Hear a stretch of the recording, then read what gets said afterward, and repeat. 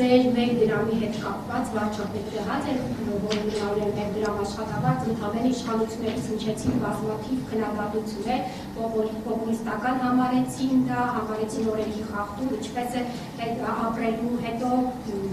էկոնոմիկայի նախարարը անդրադարձավ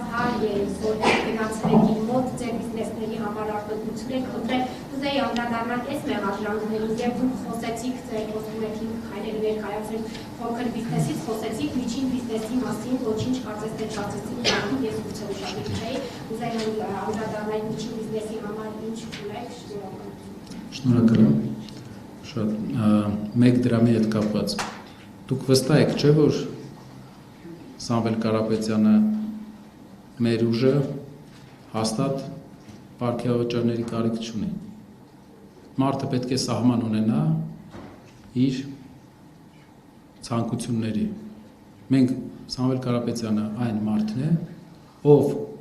ոչ թե ինչ-որ բան ստանալու է, այլ իր կողմից մեծ ներդրում է անելու պետական համակարգի կայացման մեջ։ Այն ներդրումը, որը մինչև հիմա չի արվել։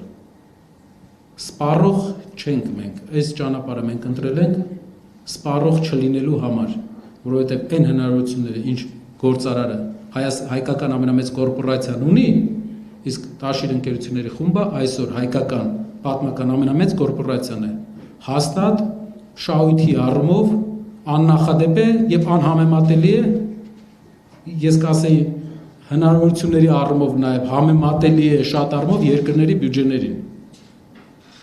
Այդ իսկ պատճառով, որպես հայ մարդ, այս process-ի մեջ մտնելով Սամվել Կարապետյանը, ոչ այդպիսի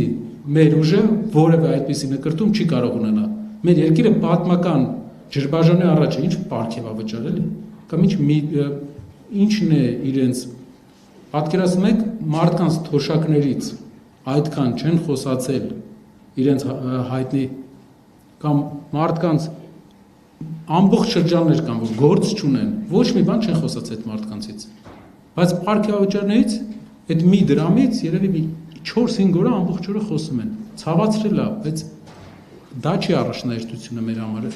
մեր երկրի համար այս պահին մենք լուրջ ջրբաժանի առաջ ենք, պետք է անցնենք այդ ջրբաժանը,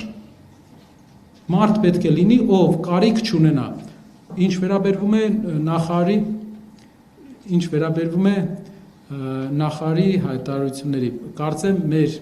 ուժից պարոն Ալեք Ալեքսանյանը հանդես է եկել այդ պատմության մասին տվյալներով, բայց եթե պետք է ես էլ կարող եմ ասել, բանը 70 միլիոն դոլար ներդրում էին կարել, օրենքը 3 օրում օրենք փոխեցին եւ արգելեցին այդ արտադրանքի արտահանումը մեր եւ 3-4 ուրիշ գործարանների։ Գևորգ Պապյանը որպես տնտեսական հզոր գործիչ որոշեց, որ 3 օրում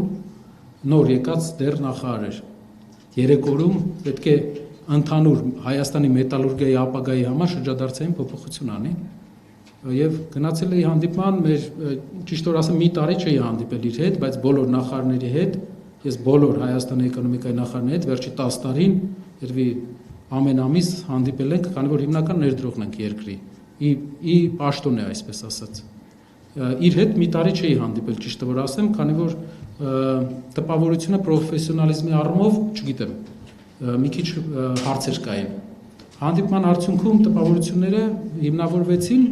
ես ներկայացրեցի, որ ոլորտին, մետալուրգիայի ոլորտին հարված է հասցնելու պետք է ժամանակ։ Իրենք առաջարկեցին սուբսիդիա տրամադրել, որը բառաց իմ կողմից ասվել է, որ այս ոլորտի համար սուբսիդիան նպատակահարմար չէ։ Լավ է, որ իր փոխնախարարն էլ է այնտեղ եղել, Էդգար, չեմ հիշում ազգանը, ինքն էլ է եղել, երևի ինքն էլ հիմա կամ աշխատանքից ելնելուց հետո կհաստատի այս խոսքը։ Ու մի բան էլ ավելացնեմ, երկրի էկոնոմիկայի նախարարը դա պաշտոն է։ Նրանք պետք է զբաղվեն աշխատեն գործարարների հետ։ Ինքը, որ ուրախանում է, որ իր հետ մարդը հանդիպել, պետք է հաշվի առնի, որ ինքը կառույցի, ինստիտուտի հետ են հանդիպում։ Ես իրեն ոչ ճանաչել եմ, ոչ էլ ամենահավանական իրար չենք ճանաչել մենք կամ ես իրեն չեմ ճանաչել մինչև այդ եւ հնարավոր է այդ աշխատանքի բերումով որպես երկրի ներկայացուցիչ պետք է հանդիպեինք աշխատեինք։ Պարոն վարչապետի մոտ էլ է հաճախ այդպիսի բաներ հայտարարություններ լինում, երբ ասում է գալիս են ինձ դիմում են Պարոն վարչապետ, ձեզ դիմում են որպես երկրի վարչապետ, որպես հայերի, բոլոր հայերի, հայրենիքի մարդ, ով տնօրինում է մեր երկրի պետական ապարատը, ձեզ չեն դիմում որպես անձ։ Պետք է հաշվի առնենք սա, չանձնավորեցնենք, չհագնենք այդ կոստյումը, որը մերը չի։ Միջին բիզնեսի հետ կապված ծրագրային փոփոխությունները մեր երկրում հիմնականում դա արդյունաբերականացման առումով հնարավորություն տրվի, որ գործարարները ով ցանկություն ունենա փոքր արտադրությունների, փոքր պրոցեսների մեջ մասնակցի եւ նաեւ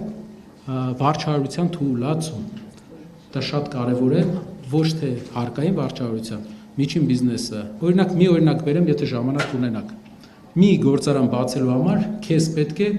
30 թույլտվություն։ Համարյա Հայաստանի բոլոր կառույցները պետք է թույլ տան քեզ, մշակույթի նախարարություն, բոլորը, որ դու գործարան բացես։ Դա աննպատակ թույլտվությունների համակարգ է։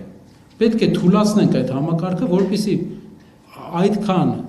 վարչարարության բեռ մեր գործարների վրա չլինի։ Մի օր կներկայացնեմ, թե քանի մարմին պետք է քեզ թույլ տա, հետո ասում են ինչու գործարան չի կառուցում։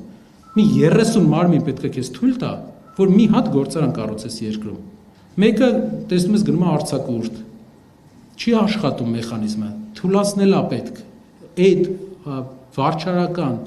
իզուր թղթաբանությունը թույլանել է պետք, թուղթը չի կարևոր, կարևորը արդյունքն է, հողի վրա, Արաբական Միացյալ Էմիրությունները մենք տեսնում ենք վարչարական ինչ թեթև համակարգ է գործում, թեթև,